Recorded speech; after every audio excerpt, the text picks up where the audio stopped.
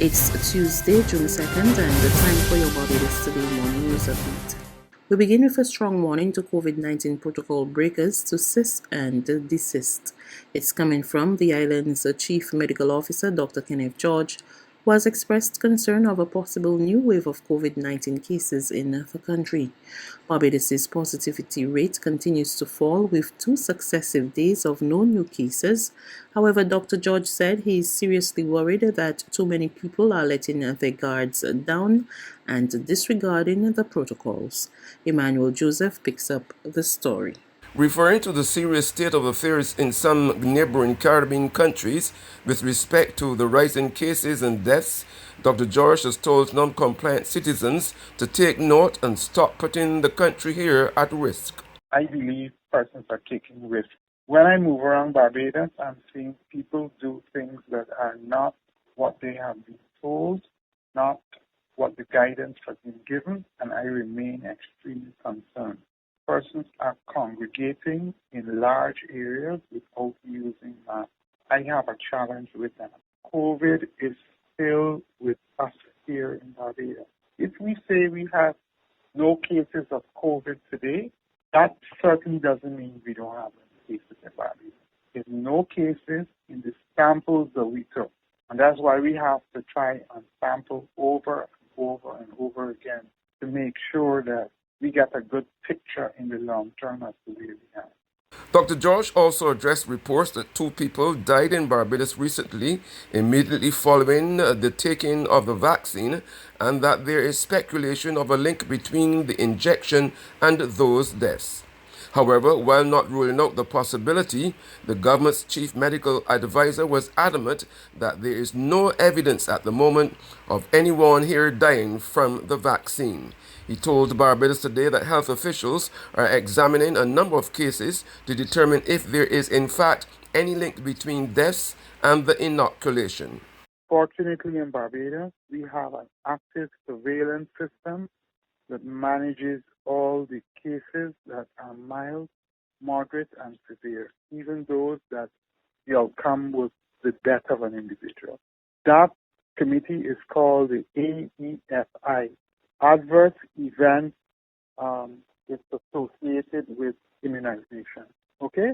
Adverse events following immunization, AEFI.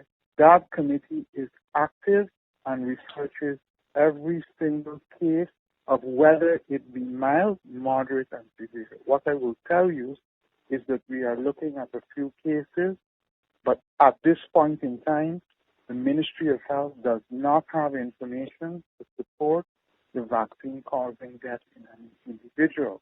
That was Chief Medical Officer Dr. Kenneth George, and I'm Emmanuel Joseph for Barbados Today. The government will be undertaking a serious evaluation of its relationship with artists and the persons selected to carry its messages. That's according to Minister in the Prime Minister's Office with responsibility for culture, John King, as the administration weighs in on the growing fallout from a viral music video involving some well-known local artists. At least 2 of the artists, Mole and Peter Ram, featured in the video, are also associated with government's anti-violence campaign in schools. In an interview with Barbados Today, King said government would be doing whatever is necessary to ensure that anyone they work with in the future understands their responsibility. Any right-thinking organization, be it government, be it a company, be it whatever, when things like this occur, they have to reassess and reevaluate the relationship with anybody that they're working with on any project or any form, shape, or fashion. It goes without saying, right? And so therefore, like anything else, I expect that we will do just that and do whatever is necessary to ensure that whoever we work with and whoever we work with in the future understand their responsibility and as it relates not only to their own relationship with us, but to the wider society that they also represent. Meantime, head of the Barbados Association of Creatives and Artists, Sean Apache Carter, argues that the problem of the emerging music is much deeper than the artists themselves. We hear edited versions of not only the local songs, but many of the Jamaican songs and international songs, whether it's hip-hop, whether it's dancehall, that actually promote violence, that are actually degrade and downgrade women. I mean, we are hearing those on the most popular FM stations. So if you're going to point a finger at the artists on the Trojan Rhythm, you have to point your finger at the program managers as well. You have to point your finger at maybe the broadcast authority as well. You know what I mean? You got to point your finger at the DJs that are playing the music on the areas as well. So there is a subculture, but the subculture is infiltrating mainstream, and you know what I mean. At least you have to address it at the mainstream level. You have to stamp it out at the mainstream level, and this is beyond the artist now. Persons that know better should do better. Home Affairs Minister Wilfred Abrams has urged residents to prepare themselves and not become complacent this hurricane season. This year's Atlantic hurricane season, which started yesterday and ends on November 30th, is predicted to be above average with between 17 to 20 systems.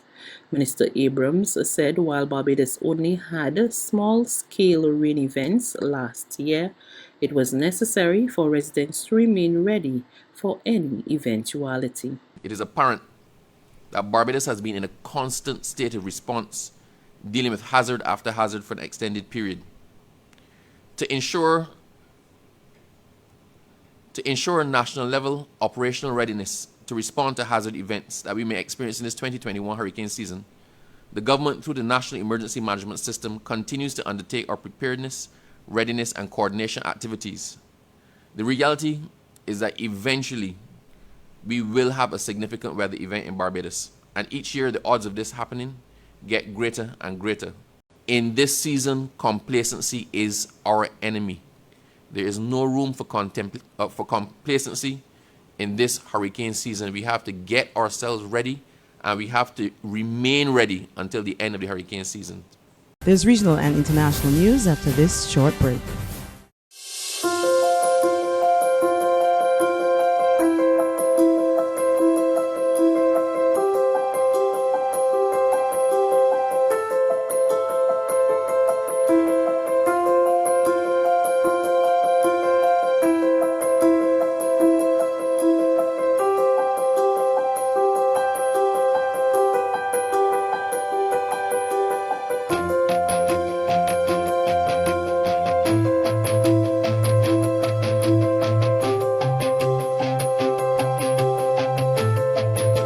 Barbados Today, news you can trust. To news from the region, St. Lucia's Chief Medical Officer Dr. Sharon Belmar George is appealing to residents to comply with COVID-19 protocols following outbreaks at several bars on the island. On this HTS News report. The Ministry of Health has expressed unease about the continued diagnosis of COVID-19 cases locally. Moreover, Chief Medical Officer Dr. Sharon Belmar George, in the latest media update, cited outbreaks from bars as a source of concern. Health officials have noted that the island recorded a total of 185 new cases in 14 days, with most of the recent infections reported in the south. The majority of the cases were seen in the southern region of the island and Babonneau and Grosley in the north.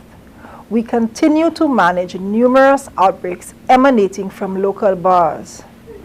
The Ministry of Health and Wellness continues to support and collaborate with the Ministry of Education in the safe reopening of schools and is pleased with the progress for the last month.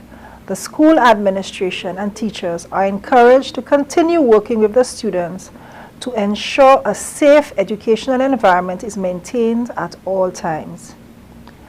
The continued diagnosis of cases noted is of concern to the Ministry of Health and Wellness as we continue strengthening the necessary public health systems to manage at this point. The Ministry of Health alerts the public that we are still in a vulnerable position based on the high risk of introduction of COVID-19 and the variants of concern from the developed countries and neighboring Martinique, and transmission in country due to inconsistent compliance to the protocols. And finally, on the international front, Moderna is applying for full FDA approval for its COVID-19 vaccine. More in this Reuters TV report. Currently, the company is only authorized for emergency use in the U.S., but a full approval could be an important step in diminishing vaccine hesitancy. It would also allow the vaccine maker to market their shots directly, as well as help companies and government agencies looking for vaccinations for their employees. The move by Moderna comes just weeks after rival Pfizer and its German partner BioNTech sought full approval for their COVID-19 vaccine in the United States. Moderna has an agreement with the U.S. government to supply 300 million doses of its COVID-19 vaccine, with more than 151 million doses already distributed. The company said it will continue to submit data to the U.S. Food and Drug Administration on a rolling basis over the coming weeks, with a request for a priority review. On completion of the submission, the FDA will notify the company when it is formally accepted for review.